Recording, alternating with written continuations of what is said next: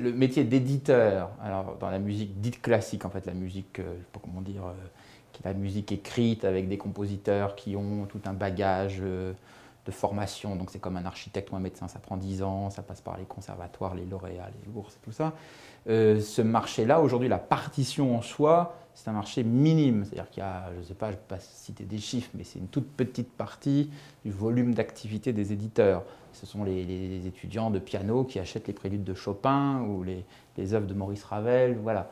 Donc c'est pas grand-chose. Et en musique dite contemporaine, c'est-à-dire les compositeurs, compositrices vivants, c'est encore moins.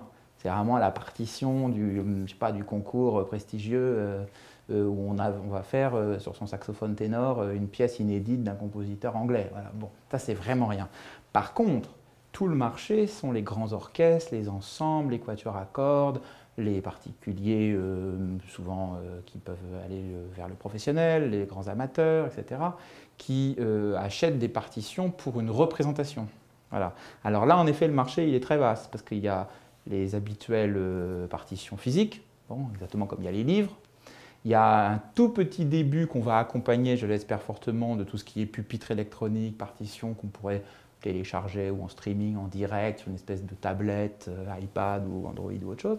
Et puis, il y a aussi l'équivalent d'Amazon, c'est-à-dire des sites qui vendent soit par téléchargement qu'on imprime ensuite. C'est pas tout à fait Amazon, c'est un Amazon déjà un petit peu plus un peu évolué, mais aussi tout simplement qu'on commande des partitions pour un envoi chez soi, voilà, qui permet de décloisonner géographiquement complètement et de toucher des populations qui sinon n'auraient pas forcément accès à un distributeur. Alors c'est là-dessus où les éditeurs, par des biais tout à fait traditionnels, on va dire, les éditeurs musicaux, classiques, de musique écrite, sont en train de s'adapter. Voilà.